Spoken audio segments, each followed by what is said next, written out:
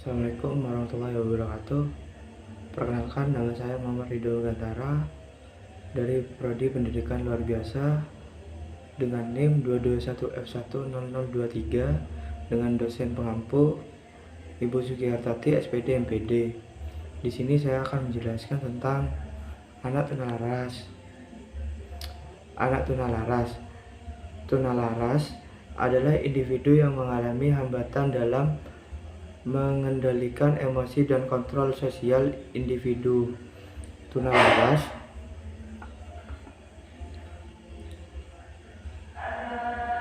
biasanya menunjukkan perilaku penyimpang yang tidak sesuai dengan norma dan aturan yang berlaku di sekitarnya. Tunalaras dapat disebabkan karena faktor internal maupun faktor eksternal. Klasifikasi anak tunalaras. Secara garis besar, anak tunalaras dapat diklasifikasikan menjadi anak yang mengalami kesukaran dalam menyesuaikan diri dengan lingkungan sosial dan anak yang mengalami gangguan emosi. Sehubungan dengan itu, mengemukakan kedua klasifikasi tersebut antara lain sebagai berikut. 1. Anak yang mengalami kesulitan dalam menyesuaikan diri dengan lingkungan sosial, the semi-socialist child. Anak yang termasuk dalam kelompok ini dapat mengadakan hubungan sosial, tetapi terbatas pada lingkungan tertentu, misalnya keluarga dan kelompoknya. Keadaan seperti ini datang dari lingkungan yang menganut norma-norma tersendiri, yang mana norma tersebut bertentangan dengan norma yang berlaku di masyarakat. Anak menjadi selalu merasakan ada suatu masalah dengan lingkungan di luar kelompoknya. 1. Children are stuck at a primitive level of socialization. Anak pada kelompok ini dalam perkembangan sosialnya berhenti pada level atau tingkatan yang rendah. Mereka adalah anak yang tidak pernah mendapat bimbingan ke arah sikap sosial yang benar dan terlantar dari pendidikan, sehingga ia melakukan apa saja yang dikehendakinya. Hal ini disebabkan karena tidak adanya perhatian dari orang tua, yang mengakibatkan perilaku anak dikelompokkan ini cenderung dikuasai oleh dorongan nafsu saja. Meskipun demikian, mereka masih dapat memberikan respon pada perlakuan yang ramah. 2. Children with minimum socialization capacity. Anak kelompok ini tidak mempunyai kemampuan sama sekali untuk belajar. Sikap sosial ini, hal ini disebabkan oleh pembawaan atau kelainan, atau anak tidak pernah mengenal hubungan kasih sayang, sehingga ada pada golongan ini banyak bersikap apatis dan egois. Anak yang mengalami gangguan emosi terdiri dari 1. Neurotic behavior. Anak pada kelompok ini masih bisa bergaul dengan orang lain, akan tetapi mereka mempunyai masalah pribadi yang tidak mampu diselesaikan. Mereka sering dan mudah dianggap perasaan sakit hati, perasaan cemas, marah, agresif, dan perasaan bersalah. Di samping itu, terkadang mereka melakukan tindakan lain seperti mencuri dan bermusuhan. Anak seperti ini kadang serta pengaruh pendidikan, yaitu karena kesalahan pengajaran atau juga adanya kesulitan belajar yang berat. 2. Children with psychotic process. Anak pada kelompok ini mengalami gangguan yang paling berat sehingga memerlukan penanganan yang lebih khusus. Mereka sudah menyimpang dari kehidupan yang nyata, sudah tidak memiliki kesadaran diri, serta tidak memiliki identitas diri. Adanya ketidaksadaran ini disebabkan oleh gangguan pada sistem saraf sebagai akibat dari keracunan, misalnya minuman keras dan obat-obatan. B. Klasifikasi behavioristik. Berdasarkan perilakunya, anak tunalaras dibagi menjadi beberapa jenis, yaitu conduct disorder, juga disebut unsocialized aggression, yaitu ketidakmampuan mengendalikan diri seperti berkelahi, memukul, menyerang orang, pemarah, tidak patuh, menentang, merusak milik orang lain, kurang ajar, nakal, hiperaktif, menolak arahan, mudah terganggu perhatiannya, mencuri, menyalahkan orang lain, gaduh, dan ramai. Socialized aggression, yaitu berbagai perilaku yang dilakukan secara berkelompok seperti bertemu dengan anak-anak jahat, mencuri secara kelompok, setia dengan teman-teman yang nakal, menjadi anggota geng, keluar rumah sampai larut malam, bolos dari sekolah, dan lari dari rumah. Anxiety withdrawal juga disebut personality problem, adalah perilaku yang berkaitan dengan kepribadian seperti cemas, takut, tegang, sangat pemalu, menyendiri, tidak berteman, sedih, depresi, terlalu sensitif, terlalu perasa, merasa rendah diri, kurang percaya diri, mudah bingung, sangat tertutup, dan sering menangis. Immaturity atau inadequacy, yaitu kelompok perilaku yang menunjukkan sikap kurang dewasa, kurang matang, seperti kemampuan memperhatikan pendek, tak dapat berkonsentrasi, melamun, kaku, pasif, kesulitan memperhatikan, kurang minat, gagal menyelesaikan sesuatu, ceroboh, dan tidak rapi. Faktor penyebab tunalaras. Tunalaras adalah orang yang mengalami gangguan emosi dan memiliki penyimpangan tingkah laku yang tidak sesuai dengan norma yang di lingkungan. Ada 3 faktor yang menyebabkan seorang mengalami tunalaras, yaitu 1. Faktor biologis. Tunalaras pada seseorang dapat disebabkan karena faktor biologis. Faktor biologis adalah faktor yang ada saat dilahirkan. Faktor biologi biasanya disebabkan karena ketidakstabilan kondisi biologis seseorang. Yang mengalami tunalaras memiliki damage, sehingga hal tersebut menyebabkan orang tersebut mengalami penyakit mental atau cedera yang menyebabkan cacat mental dan faktor prenatal. Ciri anak tunalaras. Yang pertama,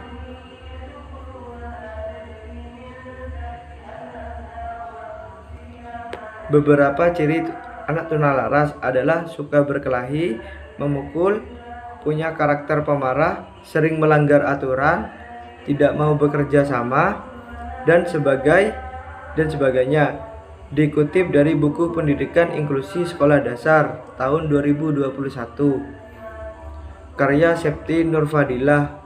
Berikut beberapa ciri tunalaras: kurang percaya diri, sering menunjukkan sikap curiga kepada orang lain, memiliki perasaan rendah diri, suka mengisolasi, sering berkelahi, tidak punya ketenangan jiwa, memiliki rasa cemas atau takut berlebih, sering menunjukkan rasa permusuhan dengan orang lain.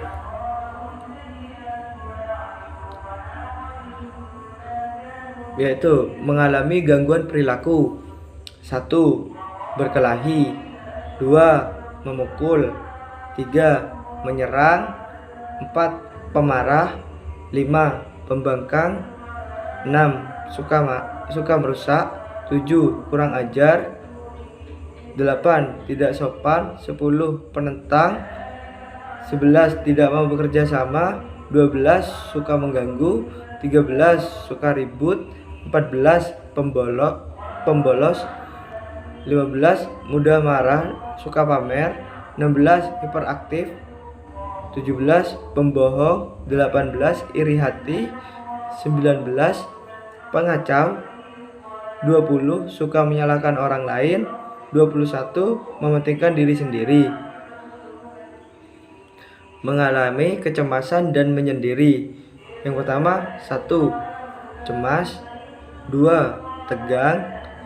3. Tidak punya teman. 4. Tertekan. 5. Sensitif. 6. Rendah diri. 7. Mudah frustasi. 8. Pendiam. 9. Mudah bimbang. 10. Anak yang kurang dewasa.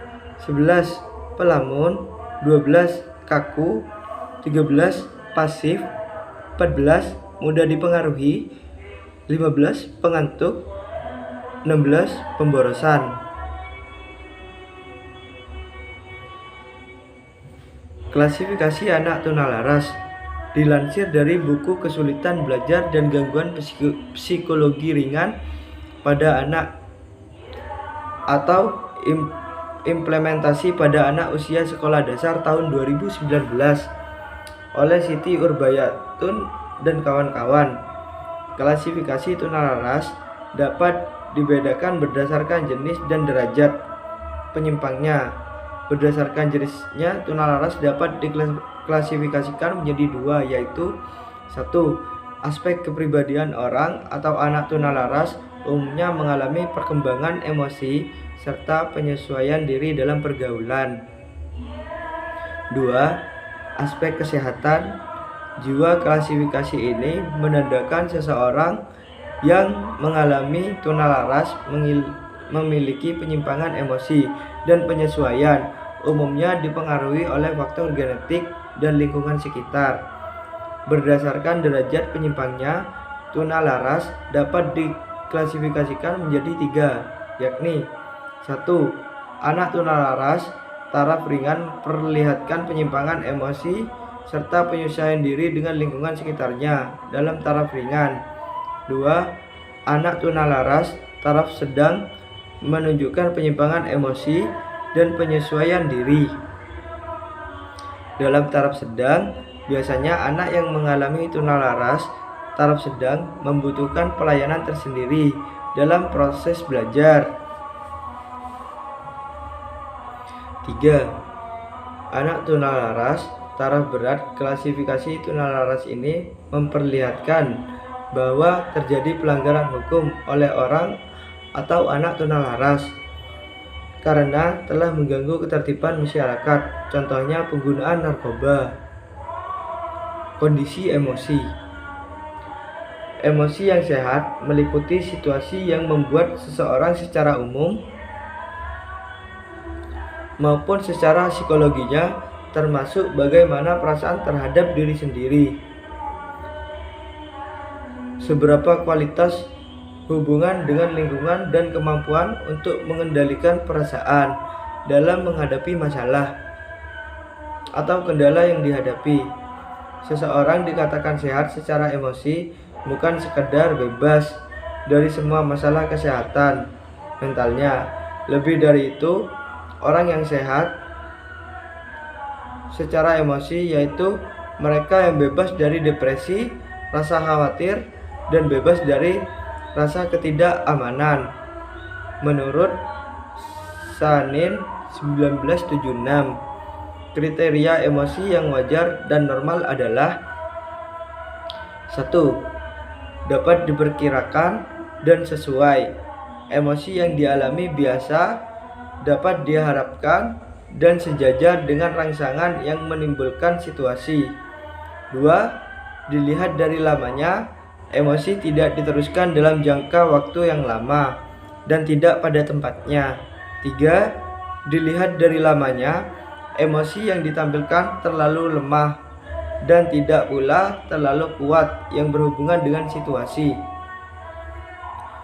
Menurut Bimo Walgito 2005-135, emosi yang matang adalah individu yang menilai situasi secara kritis terlebih dahulu sebelum bereaksi secara emosional, tidak lagi bereaksi tanpa berpikir sebelumnya, seperti anak atau orang yang tidak matang.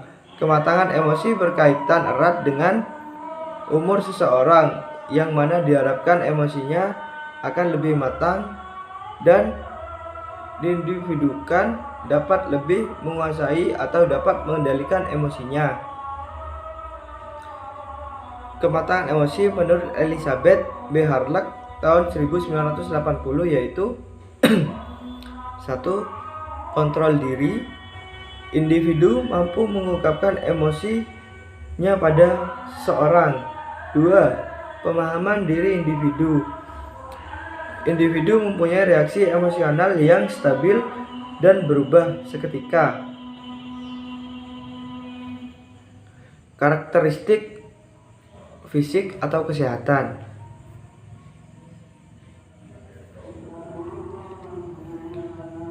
Pada anak tunalaras, umumnya masalah fisik atau kesehatan yang dialami berupa gangguan makan, gangguan tidur, atau gangguan gerakan. Umumnya, mereka merasa ada yang tidak beres dengan jasmaninya. Ia mudah mengalami kecelakaan, merasa cemas pada kesehatannya, seolah-olah merasa sakit, dan lain-lain. Kelainan lain yang berupa fisik yaitu gagap, buang air tidak terkontrol, sering mengempol, dan lain-lain. Faktor-faktor penyebab ketunalarasan. 1. Kondisi atau keadaan fisik, yaitu disfungsi kelenjar endokrin merupakan salah satu penyebab timbulnya kejahatan. Kelenjar endokrin ini mengeluarkan hormon yang memengaruhi tenaga seseorang. Bila secara terus-menerus fungsinya mengalami gangguan, maka dapat berakibat terganggunya fisik dan mental seseorang, sehingga akan berpengaruh terhadap perkembangan wataknya. 2. Masalah perkembangan. Di dalam menjalani setiap fase perkembangan, individu sulit untuk terhindar dari berbagai konflik. Konflik emosi ini terutama terjadi pada masa kanak-kanak dan masa pubertas. Jiwa anak yang masih labil pada masa ini banyak mengandung resiko berbahaya. Jika kurang mendapat bimbingan dan pengarahan dari orang dewasa, maka akan mudah terjerumus pada tingkah laku menyimpang. 3. Lingkungan kerja. Keluargalah peletak dasar perasaan aman atau emotional security pada anak. Dalam keluarga pula anak memperoleh pengalaman. Pertama, mengenai perasaan dan sikap sosial beberapa aspek yang terdapat dalam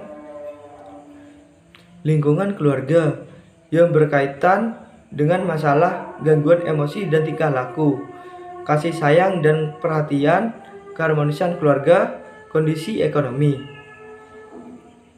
4. Lingkungan sekolah. Sekolah merupakan tempat pendidikan yang kedua bagi anak setelah keluarga.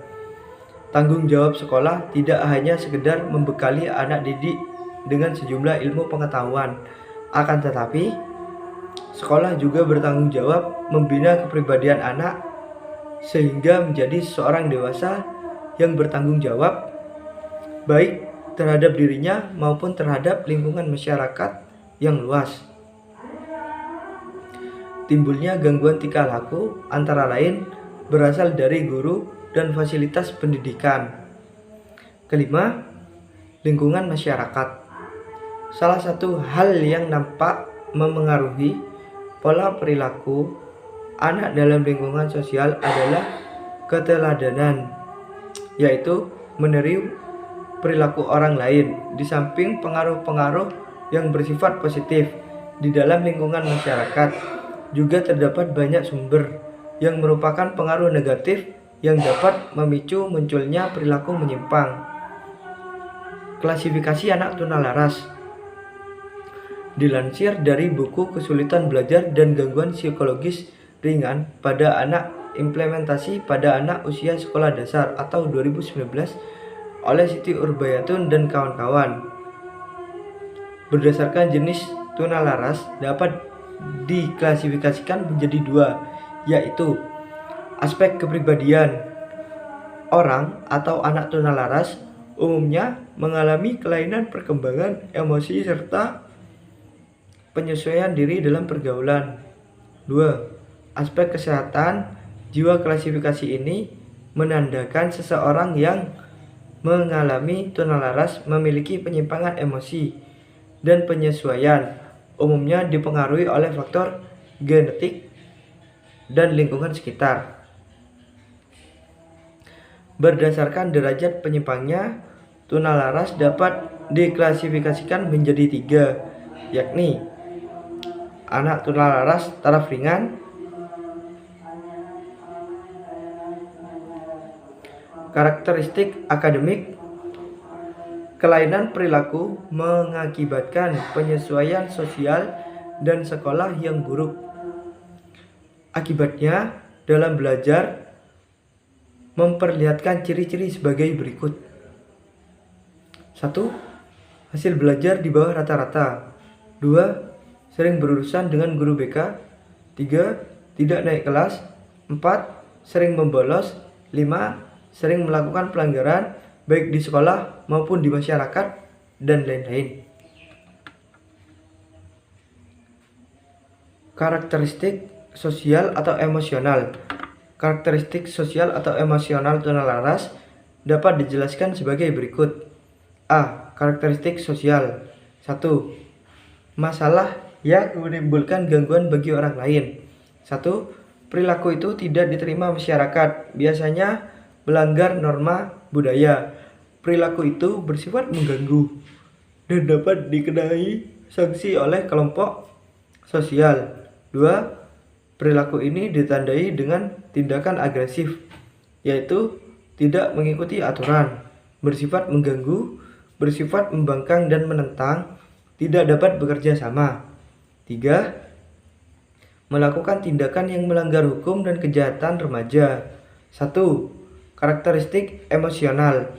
Hal-hal yang menimbulkan penderitaan bagi anak, misalnya tekanan batin dan rasa cemas, ditandai dengan rasa gelisah, rasa malu, rendah diri, ketakutan, dan sifat perasa atau sensitif.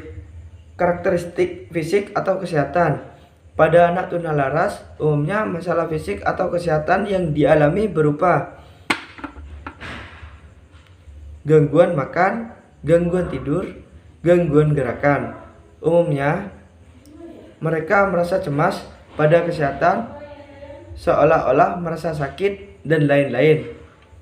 Kelainan lain yang berupa fisik yaitu gagap, buang air tidak terkontrol, sering mengompol, dan lain-lain.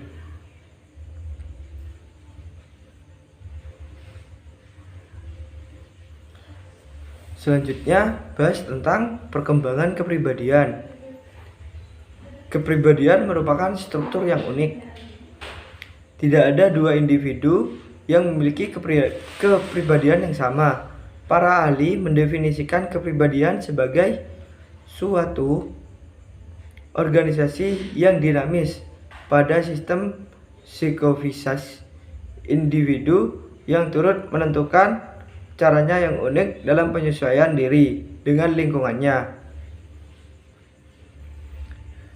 Kaitannya dengan upaya pemenuhan yang kebutuhan hidup. Konflik psikis dapat terjadi apabila terjadi benturan antara usaha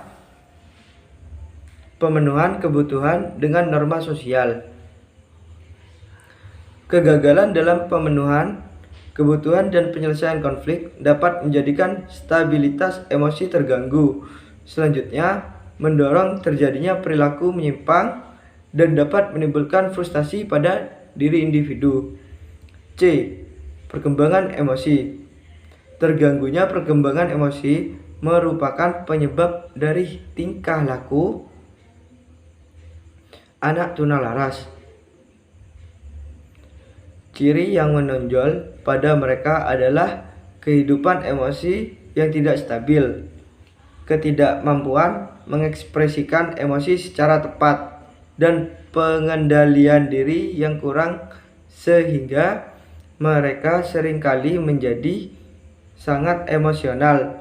Terganggunya kehidupan emosi ini terjadi sebagai akibat ketidakberhasilan anak dalam melewati fase-fase perkembangan.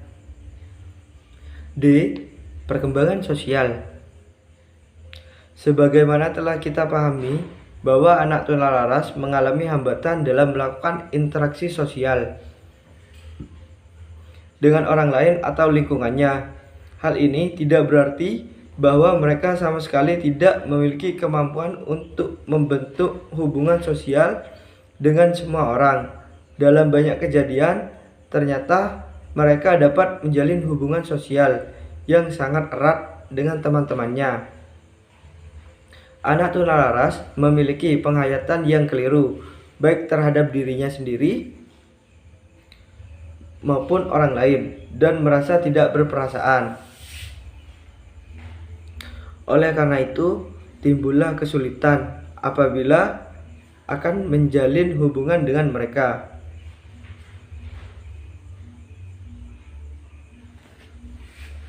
Satu, interest boosting, meningkatkan perhatian siswa agar siswa tidak selalu bertindak di luar pelajaran atau menyimpang dari materi yang sedang diajarkan.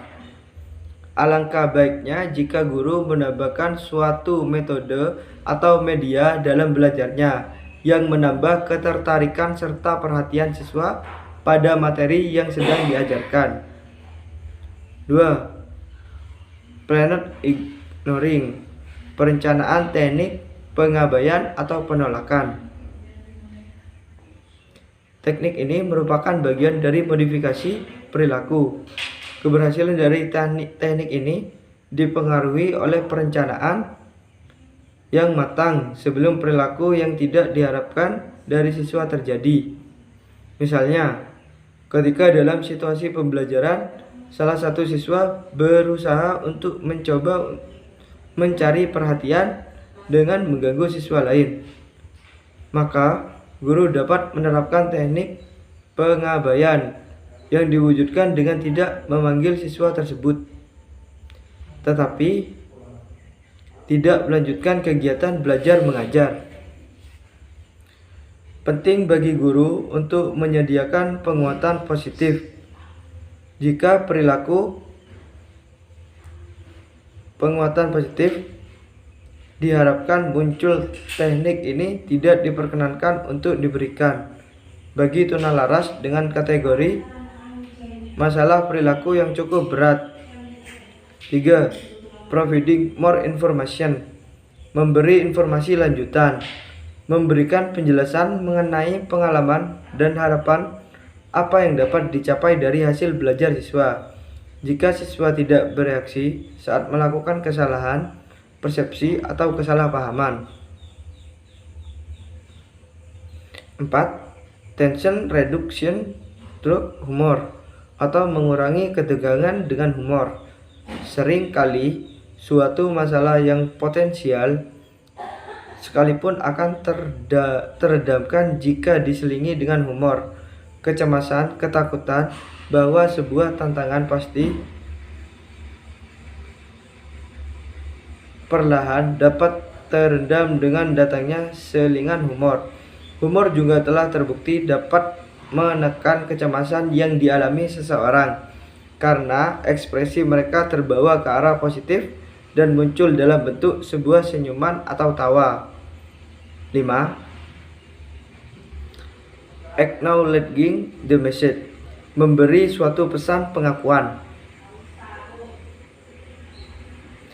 Memberi pesan pengakuan dengan jujur dengan cara tidak dapat menghakimi adalah lebih baik dibandingkan memberikan pengakuan dengan cara menentang. Dengan cara ini, perilaku yang dihasilkan akan lebih baik karena siswa belajar untuk menghargai serta menghormati orang lain. 6. Sinyal interference atau sinyal interferensi, termasuk teknik pengendalian emosi dan perilaku siswa dengan cara nonverbal saat perilakunya mulai menyimpang. Contoh, mengangkat tangan untuk menunjukkan arti berhenti. 7. Proximity control atau kontrol kedekatan. Saat siswa mulai menunjukkan perilaku mengganggu atau merusak, sebaiknya pendidik mulai bergerak. Tidak ada hukuman apapun yang diberikan pada siswa saat itu, karena umumnya dengan adanya kehadiran orang yang lebih dewasa di dekatnya cukup untuk meredakan perilaku ringan yang menyimpang. maka perlu diperhatikan apakah siswa merasakan kedekatan itu sebagai sebuah ancaman atau tidak. Sekian video dari saya, kurang lebihnya mohon maaf. Wassalamualaikum warahmatullahi wabarakatuh.